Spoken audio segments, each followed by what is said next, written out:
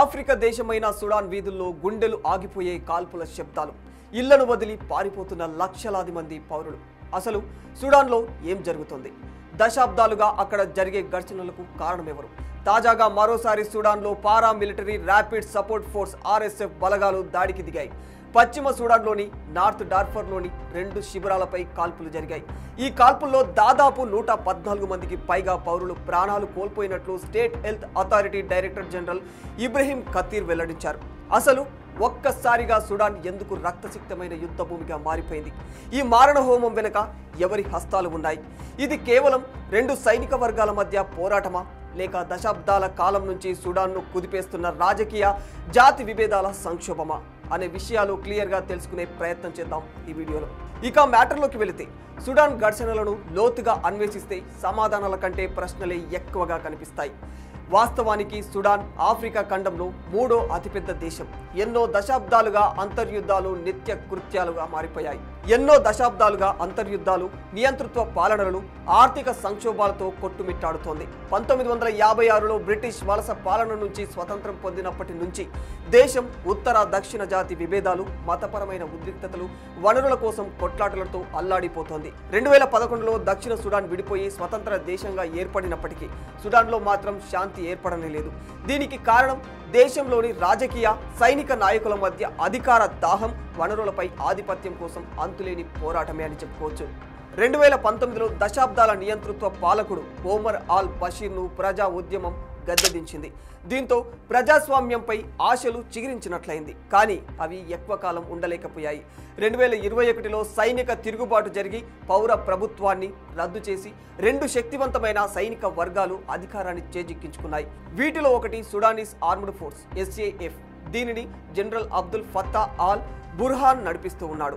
రెండవది rapid support force RSF. దీని నాయకుడు జనరల్ మొహమ్మద్ హమ్దాన్ దగలో. ఇతన్ని హెమర్తి అని కూడా పిలుస్తారు. అయితే ఈ 2 వర్గాల మధ్య సన్నిహిత సంబంధం కొంతకాలం కొనసాగిన అధికార విభజన, సైనిక సంస్కరణలపై విభేదాలు వారిని శత్రువులుగా మార్చేశాయి. ఈ నేపథ్యంలోనే 2023 ఏప్రిల్ 15న ఖార్టూమ్లో తుపాకులు మార్మోగాయి. SAF, RSF మధ్య ఘర్షణలు ఒక్కసారిగా బహిరంగ యుద్ధంగా మారిపోయాయి. ఈ ఘర్షణలకు మూలం అధికార బదలాయింపు ఒప్పందంలో ఉన్న సైనిక సంస్కరణలపై విభేదమని చెప్పుకోవచ్చు.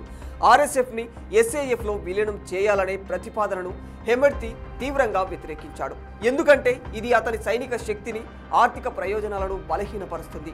బుర్హాన్ మరోవైపు దేశంలో ఏకైక సైనిక శక్తిగా SAFని నిలబెట్టాలని అనుకుంటున్నాడు. ఈ క్రమంలోనే ఈ 2 వర్గాల ఇగోలు, అధికార దాహం ఒక్కసారిగా సుడాన్ను యుద్ధ భూమిగా మార్చేసింది. ఖార్టూమ్, ఓమ్దుర్మాన్, డార్ఫర్ లాంటి ప్రాంతాలు ఈ యుద్ధంలో కేంద్ర బిందువులుగా మారాయి. RSF ఖార్టూమ్లోని కీలక ప్రాంతాలను స్వాధీనం చేసుకుంది. SAF వైమానిక దాడులతో ప్రతిస్పందించింది. ఈ ఘర్షణలు కేవలం సైనిక బలగాల మధ్య మాత్రమే పోరాటంగా మిగలలేదు. ఇందులో సుడాన్ పౌరుల జీవితాలు కూడా నాశనమైపోయాయి. ఆసుపత్రులు, పాఠశాలలు, మార్కెట్లు ధ్వంసమైపోయాయి. ఫిబ్రవరి 2025 నాటికి 61,000 మందికి పైగా మరణించారని తెలిసింది.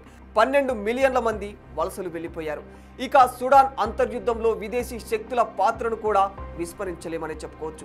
ఎందుకంటే యునైటెడ్ స్టేట్స్ అరబ్ ఎమిరేట్స్ RSFకి నిధులు, ఆయుధాలు సరఫరా చేస్తుందని ఆరోపణలున్నాయి. అదేవిధంగా రష్యా, ఈజిప్ట్ లాంటి దేశాలు SAFకి మద్దతు ఇస్తున్నాయి. ఈ విషయంలో అంతర్జాతీయ సంఘాలు సమర్థవంతమైన శాంతి చర్చలను ప్రోత్సహించడంలో విఫలమయ్యాయని చెప్పుకోవచ్చు. ఈ యుద్ధంలో అత్యంత దారుణంగా నష్టపోయింది మాత్రం సామాన్య పౌరులే. లక్షలాది మంది శరణార్థులుగా దక్షిణ సుడాన్, చాద్, ఈజిప్ట్ లాంటి దేశాలకు పారిపోయారు. డార్ఫర్లో సామూహిక అత్యాచారాలు, హత్యలు నిత్య కృత్యాలుగా మారిపోయాయి.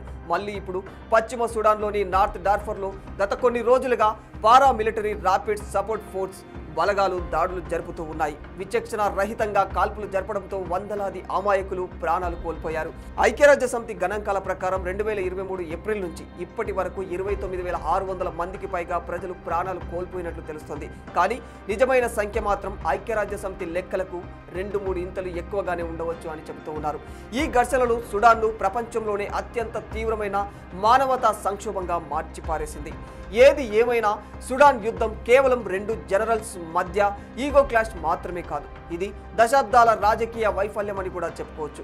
ఈ రక్తపాతం నుంచి సుడాన్ బయటపడాలంటే బుర్హాన్, హెమెడ్తీలు తమ అధికార దాహాన్ని విడిచిపెట్టాలి.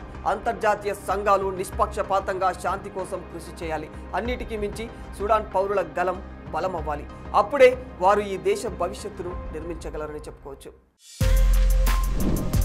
For more videos like this, subscribe Big TV channel.